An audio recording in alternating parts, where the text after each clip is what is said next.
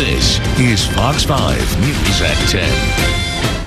People are already lining up for their chance to get tickets to the Supreme Court this week. The justices will hear arguments on 2 same-sex marriage cases that could redefine marriage nationwide. First up tomorrow is a challenge to California's Prop 8 ballot initiative that bans same-sex marriage. Wednesday, the court will hear the Federal Defense of Marriage Act, a federal law that defines marriage between a man and a woman and denies federal benefits to same-sex couples who are legally married in their states.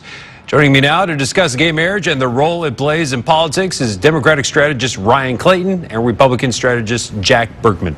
Guys, good to see you. Jack, I'll start with you. Where are the Republicans on this? I get the sense that even some Republicans are starting to accept gay marriage.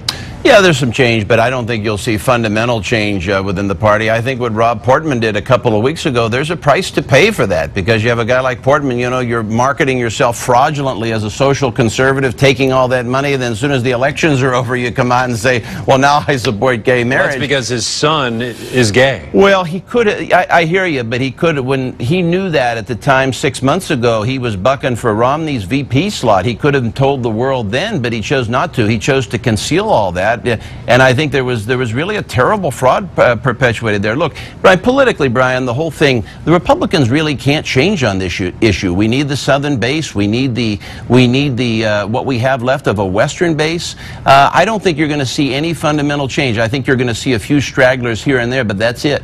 Ryan, do you see social issues like this in particular really hurting the Republican Party, particularly with younger voters? Well, you know, I wanted to come here tonight and congratulate the Republican Party for coming into the 21st century, but according to what Jack is saying, I'm a little disappointed. You know, the Republican Party is finally coming around to realizing that all people deserve the freedom to marry, whether you're black, white, gay, or straight.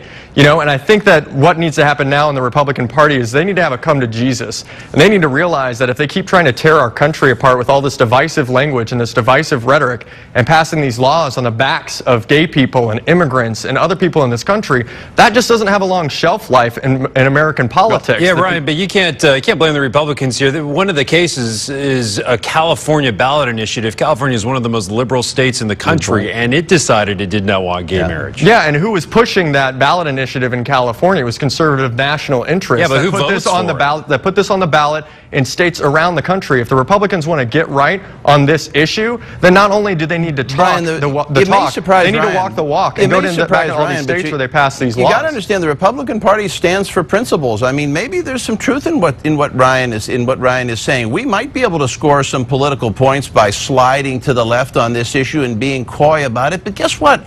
Republicans are going to stand for principles on this issue. You know, if you allow 2 men or 2 women to marry, the next issue just logically is, what about when 3 men want to marry? Well, look, Jack, we've had this argument before. We've had this argument before in this country. When interracial marriage extremists on the right wing wanted to prevent black and white people from getting married. They made the same arguments then as you're making right now, Jack. You can go back and look at their arguments. We made none of those arguments. That argument gets relegated to the dustbin. You have to understand, when people say America is the only country in the world that feels this way, we Republicans take pride in that, because American exceptionalism is what's made us great. And more than that, America's moral fiber is what made the country great. We don't want European morals. I mean, Ryan and the Democrats. Jack, if you're not gay, then mind your own business. All people deserve the freedom to marry. Ryan, listen to me. You have to understand something. In this country, there is no oppression of anyone. Gays or anyone else within the confines of their own home can do anything they like. But that does not mean logically, morally, philosophically, they have any right to enter the house of the majority. That doesn't mean that majority morals and the Congress of the United States has no responsibility or right to promulgate morals. They do, and they should. Yeah, and I would say, Ryan, to that point, if people who were not gay were minding their own business, I think that this cause wouldn't be as far as it is now. I mean, there are a lot of powerful people who are not gay who are pushing for your cause. Maybe a bit disingenuous. But, Jack, I wonder, with these latest polls, the Republican Party suffers from this image that it is old, white, and angry, and being on this side of the coin on social issues doesn't seem to help that cause. Well, we got to find a way. You're right. And, I mean, I'm the first to admit we have a real perception gap. I mean, Ryan's right about some of that. We got got to find a way to get 18 to 35, but we got to do that the way Reagan did it. We do it by making capitalism cool. We do it by making it cool to start your own business. We don't do it by having a fundamental turn on everything we believe in. I mean, becoming Tweedledee and Tweedledum with the Democratic Party, you know, that'll never help us. Ryan, I'll give you the last word. Well, look, I think the problem really boils down to this. Not every Republican is a bigot, but most bigots are Republicans. And that's the biggest problem for the Republican Party moving forward. Democratic strategist Ryan Clayton, Republican strategist Jack Burkman. Thank you guys both. Thank you, Brian. Thanks for having us. Guys.